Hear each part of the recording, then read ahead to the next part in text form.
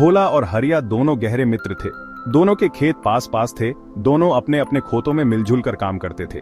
भोला, हम इतनी मेहनत से फसल उगाते हैं, लेकिन फिर भी हमारी गरीबी दूर नहीं होती है। हमें कुछ और काम करना चाहिए।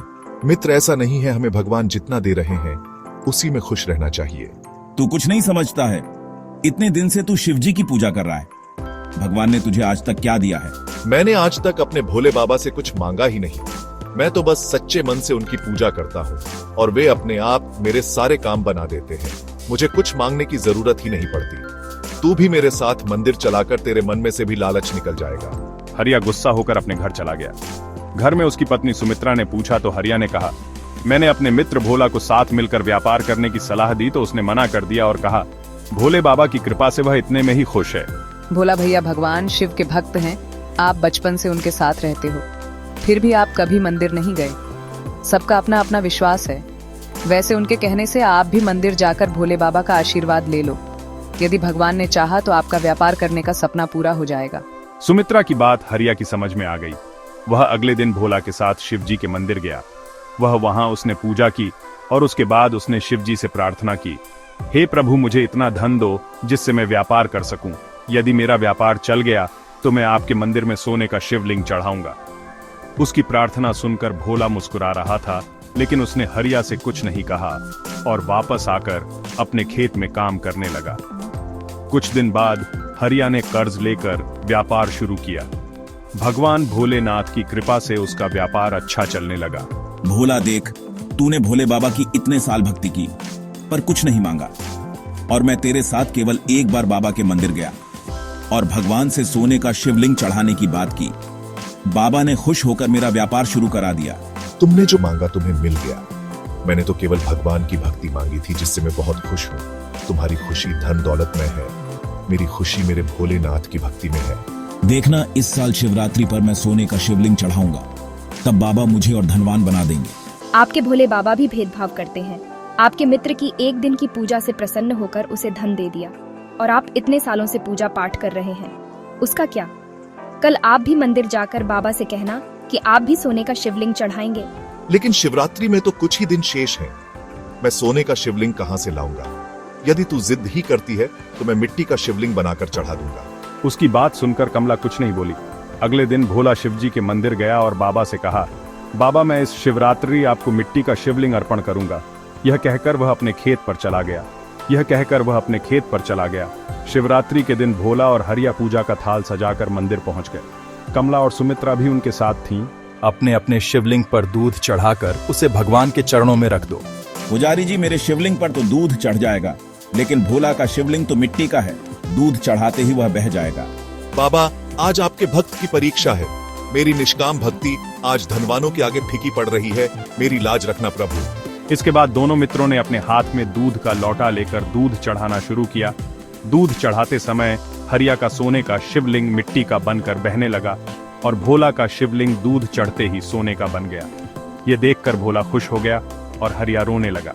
मित्र, भगवान धन से नहीं मन के भाव से प्रसन्न होते हैं। तुम्हारे पास धन आते ही तुम्हारे मन का भाव घमंड में बदल गया, इसलिए तुम्हारा सोना भी मिट्टी बन गया। और मेरा मन निर्मल था, इसलिए मेरी मिट्टी भी सोना बन गई। हरिया ने भोला से माफी मांगी और भोलेनाथ के चरणों में गिरकर रोने लगा। बाबा के सामने रोने से तुम्हारा मन भी निर्मल हो गया। उसके बाद हरिया और भोला दोनों एक साथ खेती और व्यापार करने लगे। बाबा भोलेनाथ से उनके सारे कष्ट मिट गए।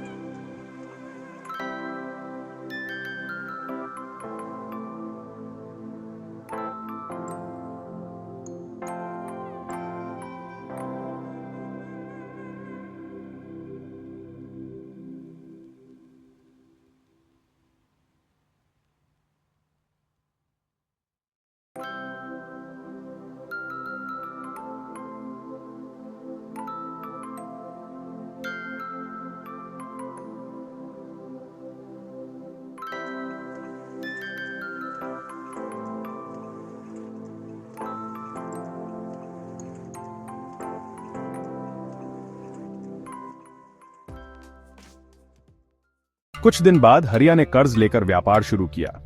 भगवान भोलेनाथ की कृपा से उसका व्यापार अच्छा चलने लगा। एक दिन हरिया भोला से मिलने गया और उसने कहा, भोला देख, तूने भोले बाबा की इतने साल भक्ति की पर कुछ नहीं मांगा, और मैं तेरे साथ केवल एक बार बाबा के मंदिर गया और भगवान से सोने का शिवलिंग चढ़ाने की बात की। बाबा ने खुश होकर मेरा व्यापार शुरू करा दिया। तुमने जो मांगा तुम्हें मिल गया। मैंने तो केवल भगवान की भक्ति मांगी थी, जिससे मैं बहुत खुश हूँ। तुम्हारी खुशी धन दौलत में है, मेरी खुशी मेरे भोलेनाथ की भक्ति में है। देखना, इस साल शिवरात्रि पर मैं सोने का शिवलिंग चढ़ाऊंगा, तब बाबा मुझे और धनवान बना देंगे। आपके भोले बाबा भी भेदभाव करते हैं।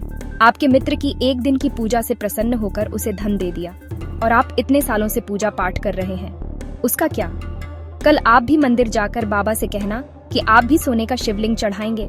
लेकिन शिवरात्रि में तो कुछ ही दिन शेष है, मैं सोने का शिवलिंग कहां से लाऊंगा? यदि तू जिद ही करती है तो मैं मिट्टी का शिवलिंग बनाकर चढ़ा दूंगा। अगले दिन भोला शिव जी के मंदिर गया और बाबा से कहा, बाबा, मैं इस शिवरात्रि आपको मिट्टी का शिवलिंग अर्पण करूंगा। यह कहकर वह अपने खेत पर चला गया। शिवरात्रि के दिन भोला और हरिया पूजा का थाल सजाकर मंदिर पहुंच गए। कमला और सुमित्रा भी उनके साथ थीं। अपने अपने शिवलिंग पर दूध चढ़ाकर उसे भगवान के चरणों में रख दो। पुजारी जी, मेरे शिवलिंग पर तो दूध चढ़ जाएगा, लेकिन भोला का शिवलिंग तो मिट्टी का है, दूध चढ़ाते ही वह बह जाएगा। बाबा, आज आपके भक्त की परीक्षा है। मेरी निष्काम भक्ति आज धनवानों के आगे फीकी पड़ रही है। मेरी लाज रखना प्रभु। इसके बाद दोनों मित्रों ने अपने हाथ में दूध का लोटा लेकर दूध चढ़ाना शुरू किया।